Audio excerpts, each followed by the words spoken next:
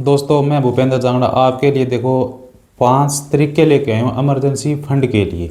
ये देखो इमरजेंसी यानी इमरजेंसी में वो हो गया कि अचानक हमें क्या है कि कई बार क्या रहता है कि कुछ पैसों की ज़रूरत पड़ गई, महीने 2 महीने 4 महीनों के लिए अचानक।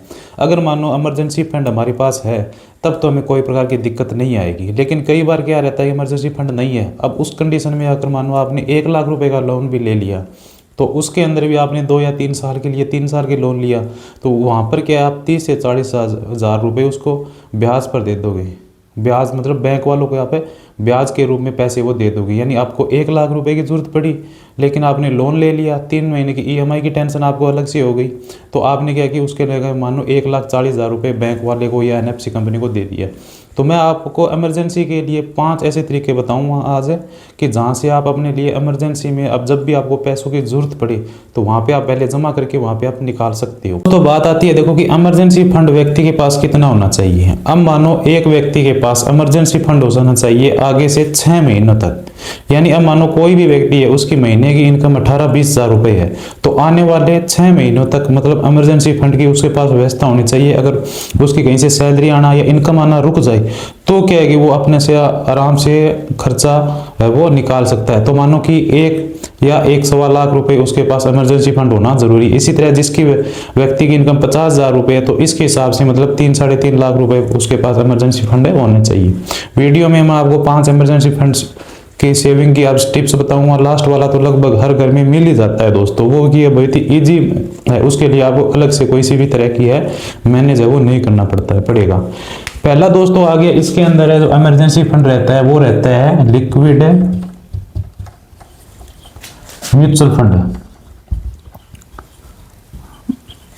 पहला दोस्तों रहेगा म्यूचुअल फंड। इसके अंदर क्या रहेगा कि हम इसके अंदर 24 से 48 घंटों के अंदर पैसे निकाल सकते हैं। ये एक तरह से सेफ गवर्नमेंट के बॉन्ड वगैरह होता है ना, गवर्नमेंट स्कीम, वहां पे जाके हम इसके अंदर इन्वेस्ट कर सकते हैं।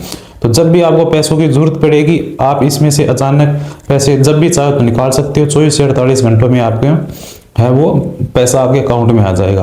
आगे की वीडियो में जितने भी मैं आपको 5 जो फंड बताऊंगा उससे डिटेल वीडियो में अगले मतलब 5 अलग अलग वीडियो बना के मैं मेरे यूट्यूब चैनल पे डाल दूंगा, तो प्ले लिस्ट में भी आप जाके वो देख सकते हैं। दूसरा आ गया दोस्तों मतलब सेविंग अकाउंट को अकाउंट स्वाइप इन एफडी। ये क्या रहता है दोस्तों, अपना बैंक अकाउंट है उसके अंदर सेविंग हम करते हैं। जो सेविंग अकाउंट हो गया उसके अंदर देखो नॉर्मल जब भी मानो अगर 50,000 रुपए पड़े हैं तो उस पे आपको 2 या 3 इंटरेस्ट रेट मिलेगा, उससे ज्यादा उसके अंदर आपको इंटरेस्ट रेट नहीं मिलेगा। लेकिन आप बैंक में जाके क्या करोगे कि बैंक वालों को बोल दोगे कि मेरा जो अकाउंट है ये स्वाइप एफडी में कर दो, कि जैसे ही इसके अंदर मानो 10,000 रुपए से ज्यादा अगर पैसे आ जाए तो ये पैसा मतलब स्वाइप एफडी में डाल देना। तो उससे ज्यादा जब भी पैसे आ जाएंगे तो आपका वो पैसा ऑटोमेटिक एफडी में चला जाएगा। तो उससे क्या रहेगा, जो एफडी का इंटरेस्ट रेट होगा जो भी बैंक का 6% 7% वो आपको क्या उसके अंदर मिलेगा। इसके लिए ये नहीं कि आपने कोई अलग से एफडी करा ली। तो जब भी जाके आप पैसे निकालोगे, अब मानो आपके अकाउंट में 10,000 रुपए हैं, 20,000 की जरूरत पड़ गई तो बाकी आपके एफडी में है तो वो वहां से ऑटोमेटिक निकल के आपके वो पैसे है वो यूज में ले सकते हो दोस्तों। आगे का आ गया दोस्तों ये हाई सील्ड बैंक अकाउंट। ये एक तरह से ये मानो दोस्तों कि जैसे हम कोई भी बैंक अकाउंट होता है, एक तो मिनिमम बैलेंस का आ गया, एक 5,000 रुपए बैलेंस वाला हो गया, एक 20,000 रुपए वाला बैलेंस। कई बैंक अकाउंट है वो 50,000 रुपए। हाई यील्ड सेविंग अकाउंट आप ये मान लो एक तरह से अगर आपको इमरजेंसी फंड देखना है तो उसके अंदर रख सकते हो। उसमें आपको क्या इंटरेस्ट रेट बहुत ज्यादा मिलेगा। अब मानो आपने 1 लाख रुपए का किसी भी बैंक के अंदर हाई सील्ड बैंक अकाउंट खोला तो वहां पे क्या रहेगा, जो मिनिमम बैलेंस रहेगा दोस्तों वो रहेगा कि 1 लाख उसके अंदर रखना पड़ेगा। अब मानो वो आपका जो 1 लाख रुपए वहां पे एक सेविंग की तरह हो गया।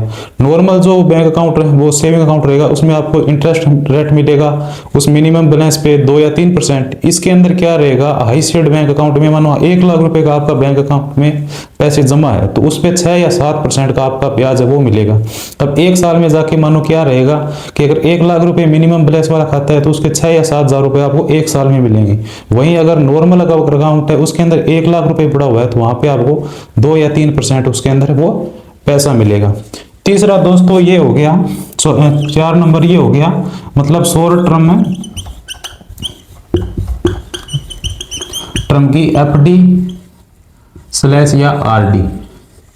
इसके अंदर क्या रहेगा, आप 6 महीने या 12 महीने की है वो शॉर्ट टर्म है वो एफडी करवा सकते हो, 6 महीने की या 12 महीने की एफडी या आरडी, तो जब जाए पैसे आप जरूरत पड़े इसके अंदर आप निकाल सकते हो। चौथा दोस्तों, मैं पांचवा तो सॉरी दोस्तों बताया था मैंने आपको कि वो मिल ही जाता है, उसके लिए आपको अलग से झंझट नहीं करनी पड़ेगी। वो हो गया दोस्तों LIC पॉलिसी। अब आप ये सोचोगे कि ये ऐसे कैसे हो गया LIC पॉलिसी। LIC पॉलिसी में दोस्तों अगर आप कोई भी LIC पॉलिसी करवाते हो, उसको 2 या 3 साल कंटिन्यू करते हो, तो आप अपनी LIC पॉलिसी में 70 से 80% कभी भी एक पैसा लोन के रूप में ले सकते हो। ये दोस्तों LIC की बहुत अच्छी स्कीम आती है, अपनी पॉलिसी होल्डर को देती है। तो अब मानो आपने 50,000 रुपये 1 साल के लिए जमा करे हो पॉलिसी के अंदर, 3 साल आपने जमा कर दिए तो 1.5 लाख रुपए हो गया। अब मानो उसके अंदर क्या रहेगा, आपको 1 लाख रुपए की जरूरत पड़ी तो आप उससे वहां से निकलवा सकते हो 1 या 2 दिन में, या मैक्सिमम 5-7 दिन में आपके बैंक अकाउंट में पैसे आ जाएंगे। और जब मन चाहे तब आप इसके अंदर है पैसे वो जमा कर सकते हो। इसके अंदर आपको EMI वगैरह नहीं रहेगी, ब्याज भी मतलब नॉर्मली ब्याज रहता है इसके अंदर। ये सारी जितने भी मैंने आपको तरीके बताए